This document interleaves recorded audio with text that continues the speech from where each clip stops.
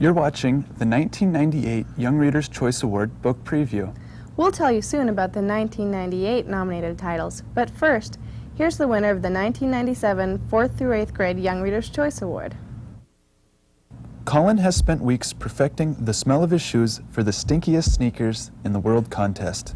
If he wins, he'll get 3 brand new pairs of slam dunk sneakers, one for himself, one for his little sister Amy, and one for his best pal Webster.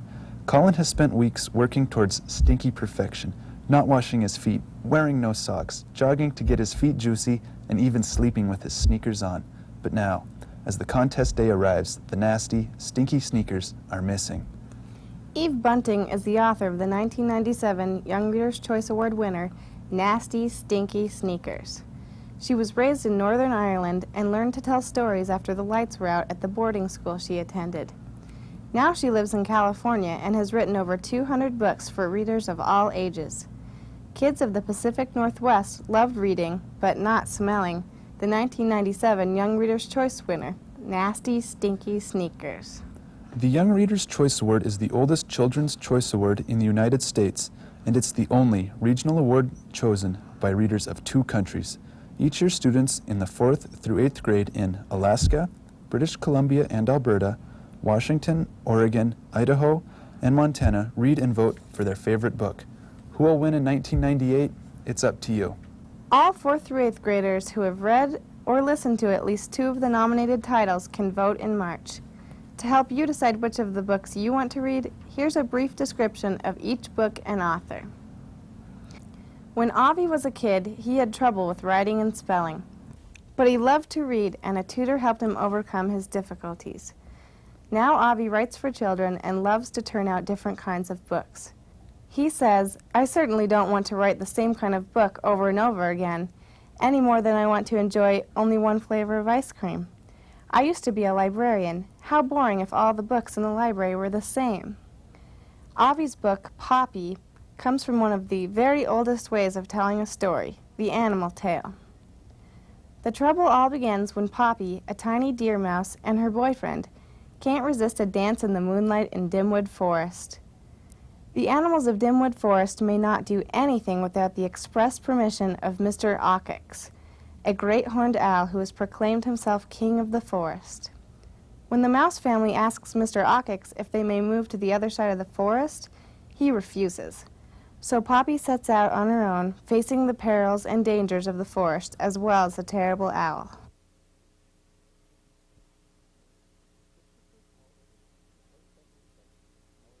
Christopher Paul Curtis has a heartfelt respect for the power of words.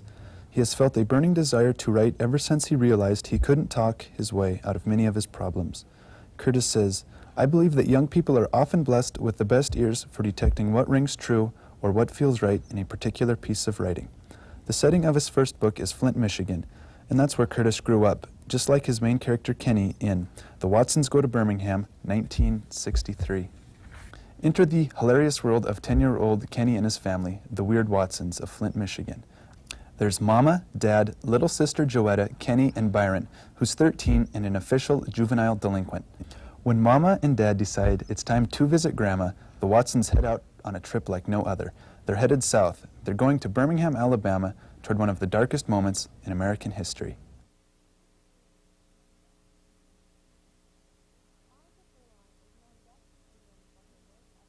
Monica Furlong is known best in England for her work as a British broadcaster and nonfiction writer. In the United States, young readers know her books Wise Child and Juniper. In the nominated book, we're taken on a trip to Robin's country.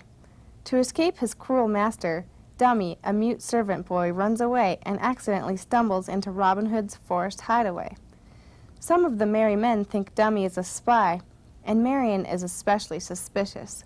While developing his skills as an archer and musician, Dummy surprises everyone with his courage and skill, and discovers several amazing things about himself in Robin's country.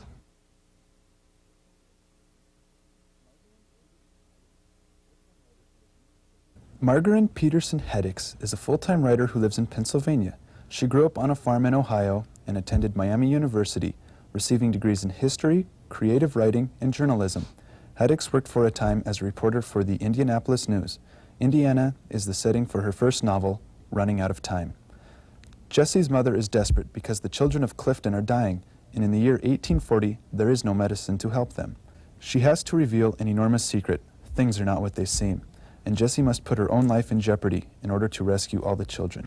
Is this historical fiction or science fiction? Read quickly so you don't run out of time.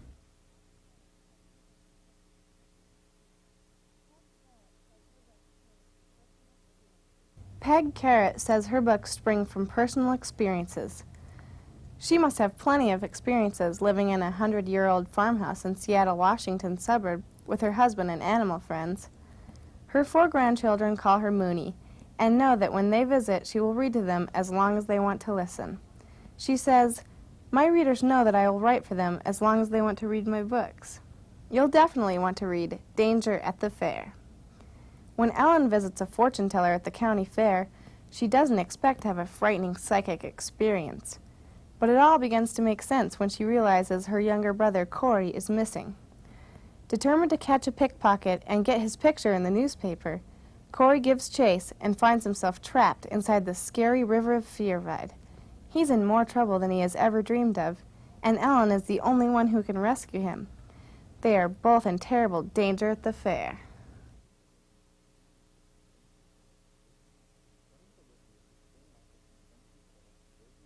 Born in Bolivia, Ben Michelson eventually settled in Bozeman, Montana, where he now lives with his wife and Buffy the bear. Michelson loves writing for kids and talking to them as well. He puts in a good deal of time researching new books. For Stranded, Michelson made friends with a girl who had lost a foot, and he was able to include her real feelings and experiences in this book. He was inspired to write Stranded when he watched a volunteer organization called the Pod Squad release 2 pilot whales. Readers are in for an exciting adventure with Michelson's book, Stranded.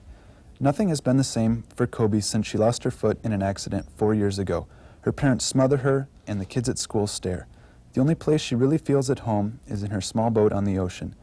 One night, Kobe finds 2 pilot whales stranded on a sandbar, and she stays there through the night hoping to save them. Will Kobe and the whales be rescued?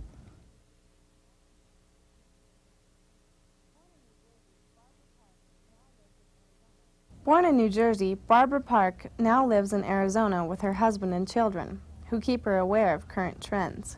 Park considers herself a kid who never grew up. She was a class clown and loved to make people laugh. She'll make you laugh and cry in her book, Mick Hart Was Here. It begins like this. Just let me say right off the bat, it was a bike accident. It was about as accidental as you can get, too.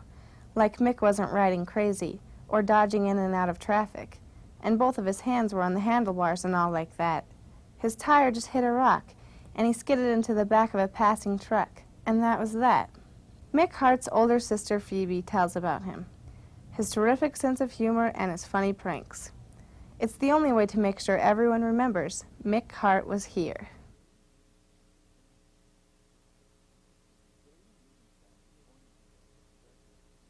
Gillian Rubinstein was born in England and graduated from Oxford University. Now she lives in Australia with her husband and 3 teenage children. A stutterer as a child, Rubinstein attributes her ability to write to this disability. To research Galax Arena, she studied such subjects as survival, the history of childhood, and the science in science fiction. It's a grim trip to Galax Arena. Kidnapped from an Australian train station in the year 2025, siblings Joella, Peter, and Lyanne are prisoners in Galax Arena and believe they are on another planet. With other kidnapped children, the 3 must perform death-defying acrobatics to a creepy alien audience. These aliens thrive on the children's fear and even more so on their deaths. Welcome to Galax Arena.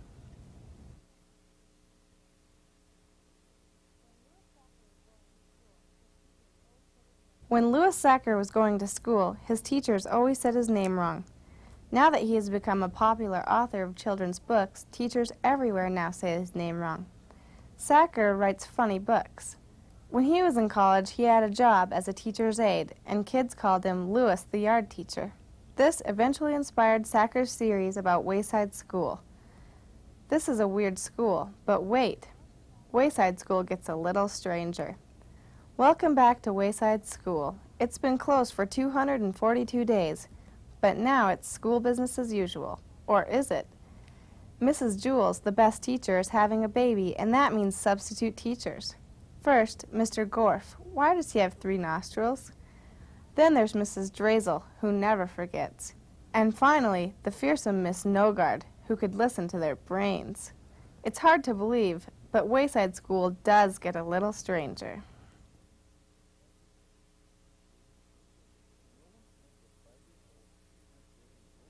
When Roland Smith was 5 years old, his parents gave him an old typewriter and he spent hours pecking away on it.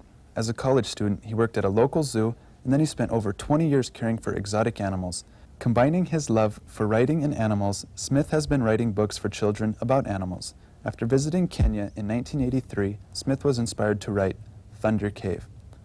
After 14-year-old Jake's mother dies, he takes off for Kenya to find his father, a wildlife biologist who is tracking elephant herds. A simple journey becomes an incredible adventure as Jake crosses miles of bush on his bicycle, comes face to face with a lion, and nearly dies. But before he gives up, Jake meets Sue Pete with a quest of his own. There is a mystical place where Jake and Sue Pete may be able to save the elephants from extinction and end a terrible drought. It is Thunder Cave.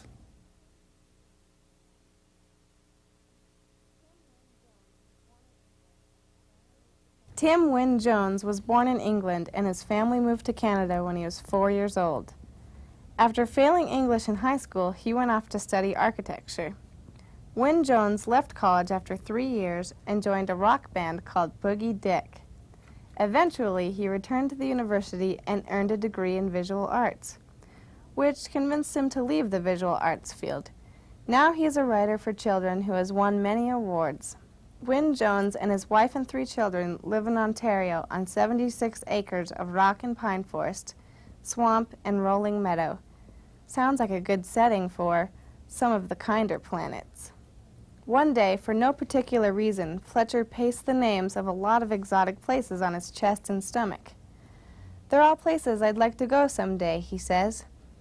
Welcome to the secret universe of Fletcher and Cooney, a girl who wants to publish a magazine for people with weird names. And Kai, whose family's ultra-high-tech house convinces a young stranger that he's been abducted by aliens. Here are 9 unforgettable stories that explore a group of characters, all of whom are trying to find their own places in the universe.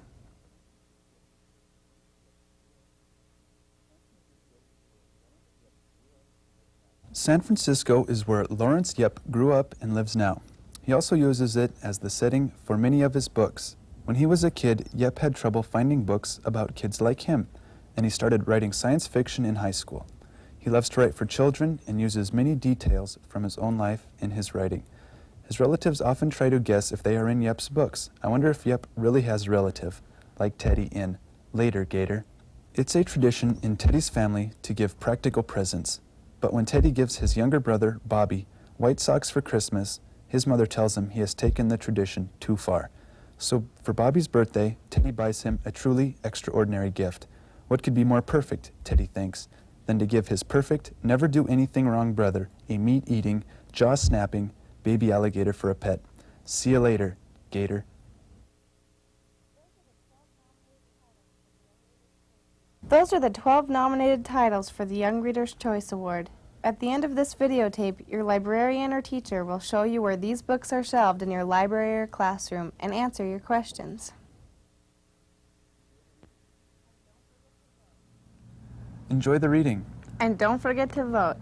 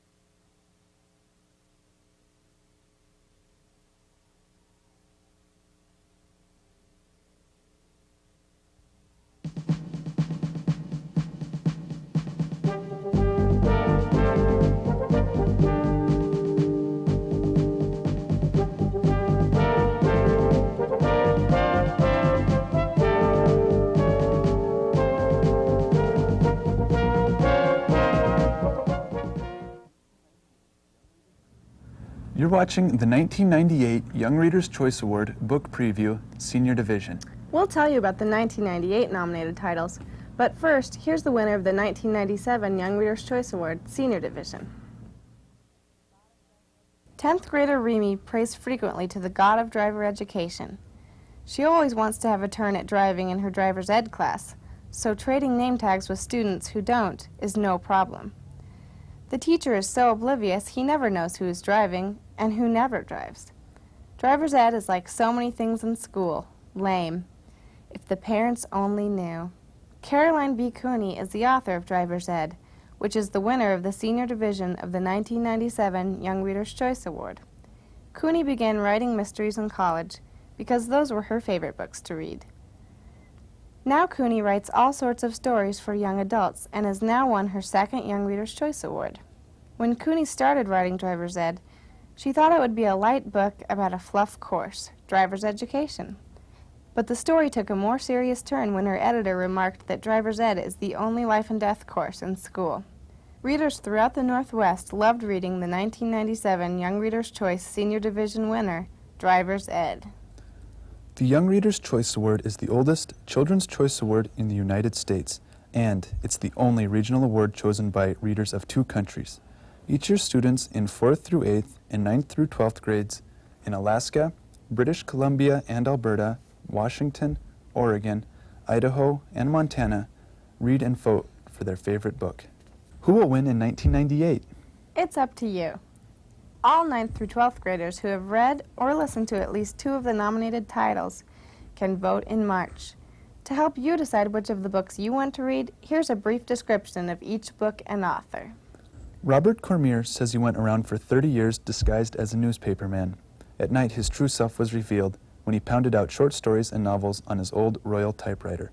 A full-time novelist since 1978, Cormier says that as a child, he found his heroes in the library, in books.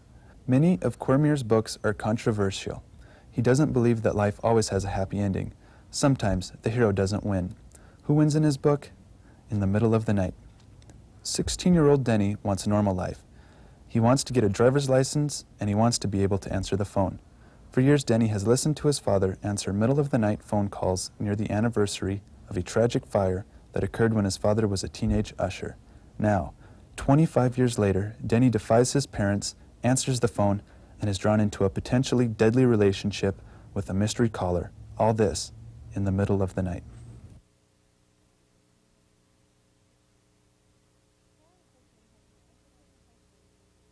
Karen Cushman has been interested in history for years.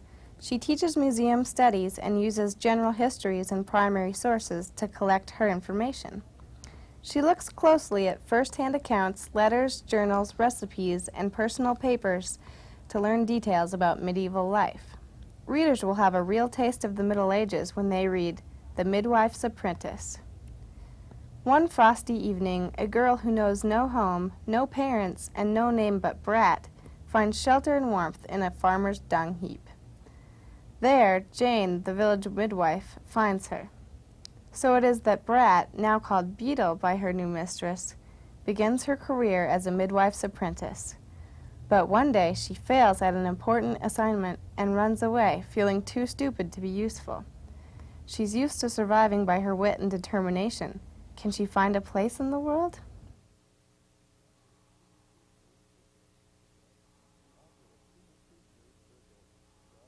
The author of two mystery series for adults, Gar Anthony Haywood, lives in Los Angeles and writes for the Fox television series, New York Undercover.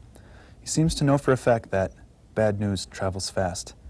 Joe and Dottie Loudermilk are a retired couple who make the mistake of visiting their radical, pacifist son Eddie in Washington, D.C.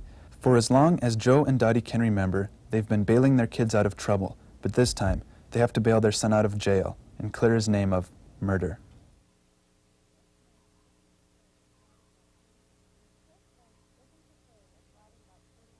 Chris Lynch isn't afraid of writing about gritty and realistic topics. He says, "If I often write about fractured, self-destructive characters hobbling about in search of missing pieces, it's because that's an area I feel pretty comfortable with.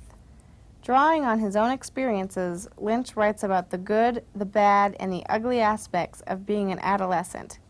That's what Slot Machine is all about. Alvin Bishop is headed into high school, overweight, and a self-proclaimed non-athlete. He's off to camp with Mike and Frank.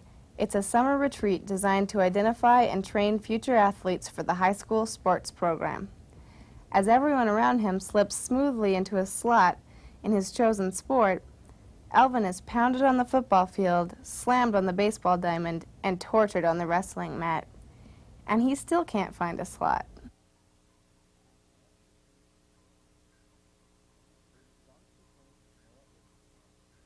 Though she longs to claim a more outrageous one, Ellen Emerson White had a normal childhood.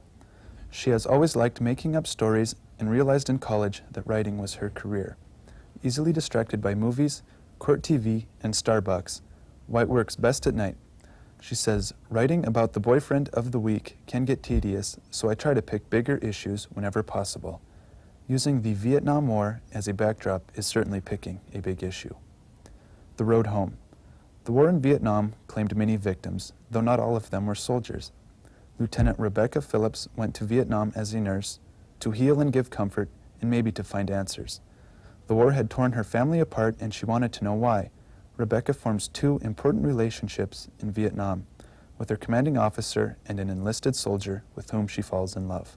But she discovers that love and friendship may not be able to survive the catastrophic memories ever present when Rebecca finally goes home.